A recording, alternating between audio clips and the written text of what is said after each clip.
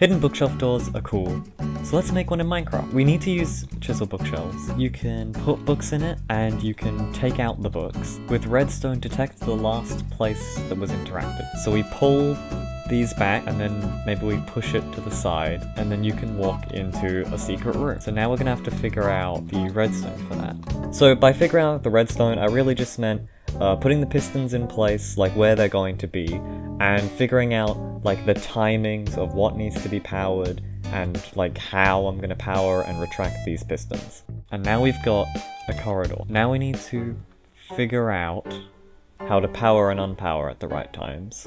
I reckon if we swap this out, now we just need to get a signal from here to power these blocks. We need to link that, and then we use slabs. We just go for this book right here. So the book in the very corner is a signal strength of 6. So I made it so that only a signal strength of 6 would get across.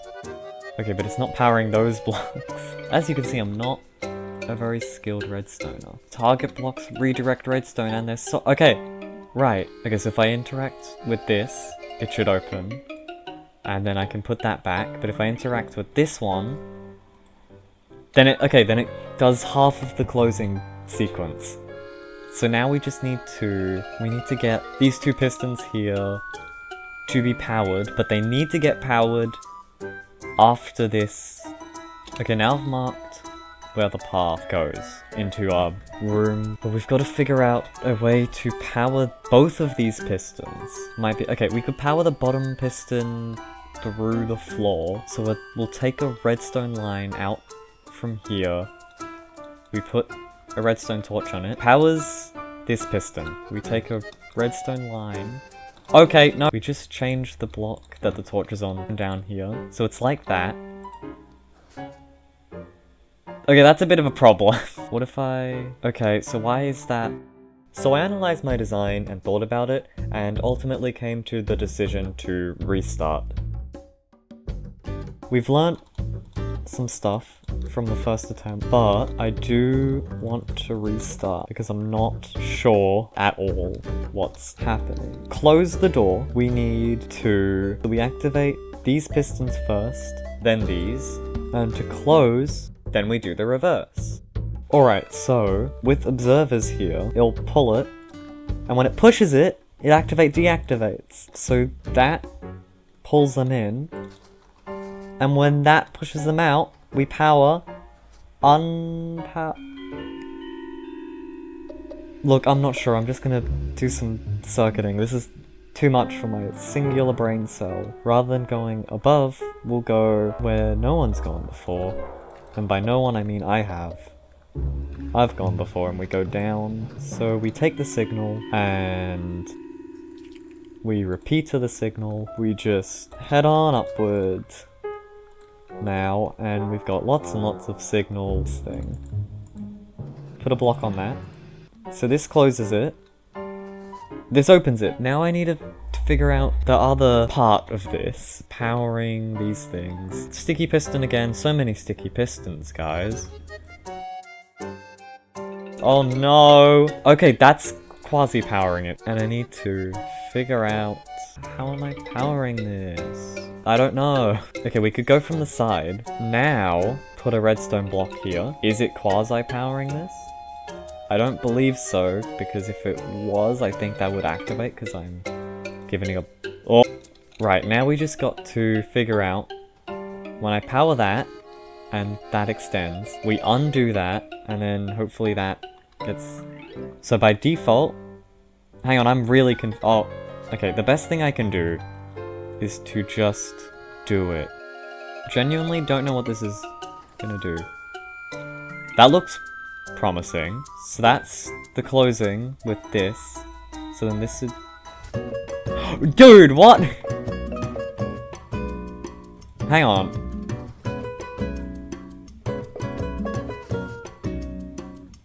I've made something that works, which, that's good, but I want to know why it works. Because genuinely was not expecting that to to work. Okay, so when we activate the closing, this goes down the line, and it powers these observers. But before it powers the observers, so this redstone block gets pushed out while these pistons are still here. Then those pistons get pushed out to here, and they extend. So the redstone line goes there. These pistons get pushed because the redstone block is here. Now, if we deactivate, this goes back first, which deactivates it. And then this activates, pulling them, going out, in, which pulls them back. Okay. So, let's just clean... Okay, I'm gonna clean up the redstone, and I'll come back to you with the finished room. Actually, one more thing. Before I build the room, I want to see if I can compact this redstone. Because if you look at this is a mess. This is very messy, and it's very clunky and big. And hang on a minute, that... Right. So, I'm compacting the redstone now. And basically, this main line here was the main problem, so I basically just compacted that. So now, time to actually make the room!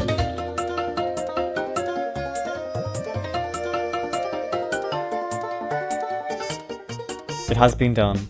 It's finished. So now, your friends are gonna pretend that this is a house. They walk into your pretend house, and they say, wow, what a lovely bookshelf that you have in your house. But what they don't know, what you do after they leave, is you go and you pull out this book, and nothing happens. So you put the book back, but then you pull out this book, and something happens, and you put the book back just so that you don't forget to put the book back later. And you walk in to your little room, your little bedroom, your secret bedroom, with a nice little cooking station, more books. This is where you put your actual books that you actually want to read. And you've got a nice little flower, and your nice roof, and a lantern, and a little bed for you to sleep in, and a chest, a jukebox for the vibes, and a little chest to store all your valuables. Anyway, that was a hidden bookshelf. I hope you enjoyed. Consider subscribing.